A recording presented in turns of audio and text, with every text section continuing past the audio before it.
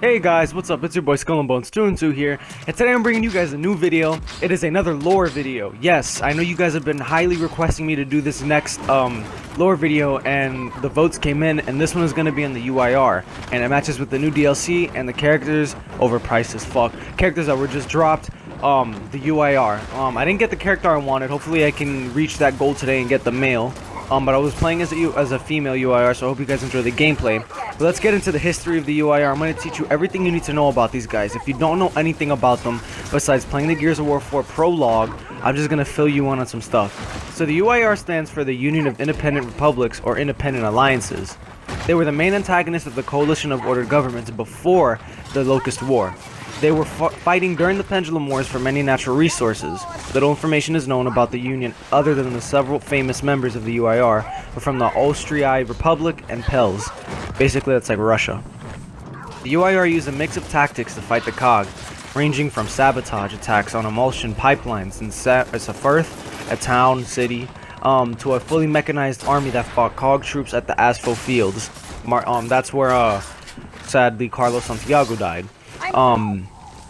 The UIR's greatest achievement was the creation of the Hammer of Dawn technology, which the COG, or the Coalition of Order Government, stole during Operation Leveler, and which Chairman Thomas Dale wanted to capture and use to end the war. It was confirmed that the UIR were defeated by the COG, and the people of Sarah enjoyed a new era of peace.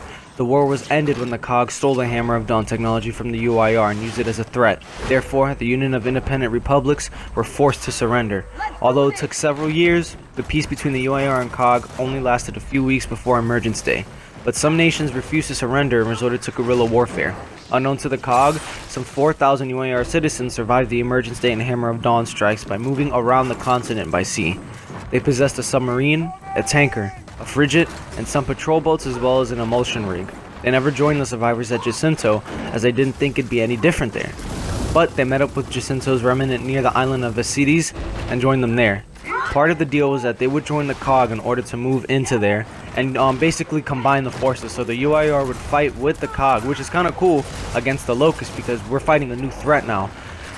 These monsters were threatening humanity, and the UIR found it as like, you know, we're not gonna really fight each other anymore. We kind of have to survive now. So yes, you won, you proved your point, but we're here to aid you guys now. So whatever it is, we're game. So the deal was, when they joined the COG, they would also gain access to the coalition's resources and all that stuff in Jacinto. They had an agreement under Commander Miran Trescu, ending any possible future hostilities with surviving members of the UIR. The survivors of the UIR later came to the aid of the remnants of the COG during the Second Battle of Azura, and provided much needed aid in the battle that ends the Locust War. So towards the end of Gears of War 3, if you pay attention during the campaign, that those tankers, those boats, some of those helicopters, most of them had UIR soldiers in them. Some, even in the campaign, when you're in the Sovereign, you can actually see UIR soldiers walking around in just like ragtag uniform.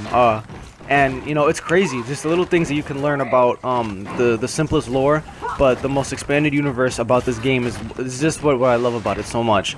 You know, so you guys always have to look out for that small stuff. So we're gonna go into the history now. The Pendulum Wars. After Dr. Helen Cooper used the light mass process to turn emulsion into a valuable and limitless fuel, the global economy collapsed and the era of silence with it. Only a few nations held vast emulsion reserves, while others had none of the new fuel. The UIR and COG formed around this time period, and soon the two superpowers fell into a global conflict fighting over emulsion. The war was called the Pendulum Wars, and the UIR fought the COG on vast fronts across Sarah. For the next 79 years of the war, the UIR fought the COG for dominance of Sarah and invaded poorer nations and colonizing them over the cloak of protection.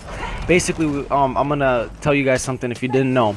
If you guys remember Ty Colosso from Gears of War 2, the UIR actually played a big role of making Ty. So Ty Colosso was an indie. He was living in the inner islands. He was a native. He was a native islander. He was like an Indian, I guess you could say, and he had a peaceful tribe, you know. Life was good, but the UIR came and took control of that island because they felt that those people needed protection, when really they needed his area as resources, and they needed it for reconnaissance and a bunch of other stuff. What they ended up doing was, since the Indians failed to comply, his people They slaughtered all of Tai's family. Tai wanted to seek revenge. So what happened was he went on a killing spree and he killed as many UIR as he could. And around that time, while he was doing that, there became this like ghost in the jungle kind of name that was spreading throughout both military factions. So one day, Marcus Phoenix was sent out to go see who this what this was. What was this ghost? And right as Tai had an arrow pointed to Marcus's body or head or whatever, he was about to literally kill Marcus. Marcus literally told him without looking at him, and he said, "I wouldn't do that if I were you." And then he explained to him that the COG were fighting the UIR, their same enemy, and they should come together and work together. Tai ended up taking many important roles. He's the one that invented the chainsaw bayonet. He's the one that made the Lancer. So a lot of key roles happened with this UIR faction feud. So there's a lot of good and bad in it, but I guess that was like a mix of both. So let's get back into the history. After there was infantry-based warfare on the Eastern Front, Western Front, Northern Front, and Southern Front of all of Sarah. On the Eastern Front, where the Duke of Tone's regiment, a COG military unit, battled Goraznia soldiers under the banner of the UIR. The UIR succeeded in many military victories that led to several gears to being captured and sent to the Ramasku camps, kind of like it's a POW camp ran by Goraznia. A bunch of UIR, it's like the Nazis in a sense. I guess they were like fascist Soviets and fascist Nazis, and they combined them. So I like the coalition did that, you know. It's a rebellious regime that had its evil back curtain, I guess you can say. So now we're gonna talk about some of the cool stuff. As the character I'm playing as right now, the UIR Elite, if you guys didn't know, these bad boys fought the Onyx Guards. If you didn't know that, that's actually some pretty cool reference right there. Since the regular UIR soldiers would get picked off one by one on special missions by the Onyx Guards, they didn't know what they were fighting. They were just seeing these black soldiers, you know, eliminating them step by step, piece by piece, and they had to come up with their own elite regime, and they made the UIR elites. They blended them in with blue uniforms, so if they went on strike teams, these strike teams would hit COG, what's the word I'm looking for? They would hit COG, transport squadrons, like using stuff for supplies and all that stuff. They would hit small squadrons of COG gears and take them out, and they would think that they were, because of the blue uniform, they would think that they were COG, but they weren't. In fact, they were UIR. They're still the same uniform, just painted blue. They knew special operations maps. It was just crazy. They were just very covert, very silent, and very deadly. These guys knew various forms of hand-to-hand combat, had access to various forms of amphibious vehicles, land vehicles that were all camouflaged to cloak and benefit them. They all had weapons that were fitted to them. So there's a lot of weapons that actually aren't recognized. Besides, you guys see the marks and the breach shot and all of that stuff. Correct me if I'm wrong, but I do know that was the bolt action one from Judgment. But those are very little rifles that were used by the UIR. There was actually a ton. There was actually a submachine gun that I believe the coalition is going to add later on, and it has like some crazy fucking Russian name. I don't know, but oh crap. They use this submachine gun, mostly the UIR special elite versions, to go into close quarters combat, to like raids and all that other junk. So yeah, this was just a crazy special tactics unit that they had to resemble the Onyx Guards basically. So they had their special unit and versions. So there's also like battles between them and the Commandos, battles between them and the Onyx Guards. So you know, they were very deadly foes. UIR came in all shapes and sizes, guys, so never forget that.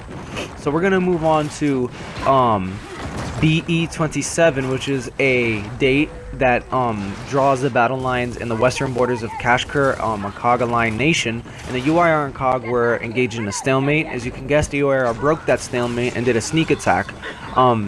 COG and actually Lieutenant. Okay, so here I'm gonna tell you guys. I'm gonna break it down. Anvil Gate, which is a base that Hoffman ran, was basically overrun, and they fended it off. A lot of important people. Sam's father died in that battle that was there, and it was just crazy. So if you guys enjoyed this lore video, comment down below. Give me comment if you want to see me do anything more. Don't forget to like, comment, subscribe, and I'll see you guys in the next one. This has been Skull and Bones 2 and 2. I'm signing off. Peace.